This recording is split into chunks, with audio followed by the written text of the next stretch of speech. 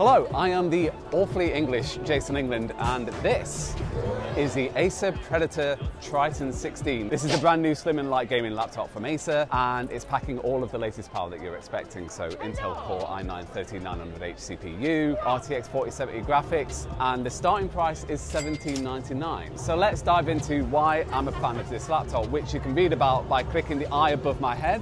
It's on one of those sides. I don't know how YouTube works at the moment. Gaming laptops are always a bit hit and miss for me in terms of aesthetic. They're usually kind of blaring RGB in your face. They're big and chunky. They kind of look like you're pulling out a car on your desk, and it's just a little bit embarrassing to do so in public. This, however, with its slim and light frame, literally coming in at 0.86 inches, means that it's easy to get in and out of a bag, and also this durable material means that it's not going to pick up any particular dings or scratches when you do so. And the other bit I love is that you see a lot of gaming laptops not necessarily put that much attention into the display of things. Like, it's usually some low-rent IPS panel to kind of keep the cost down. But here, however, Acer is giving you a 16-inch WQ XGA display with a 240 Hz refresh rate.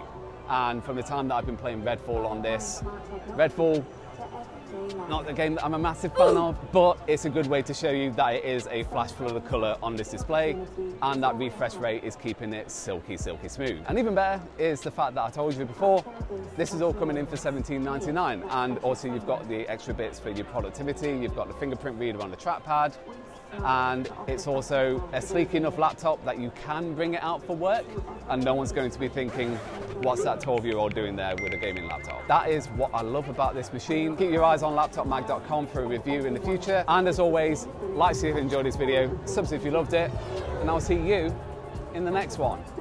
Take care.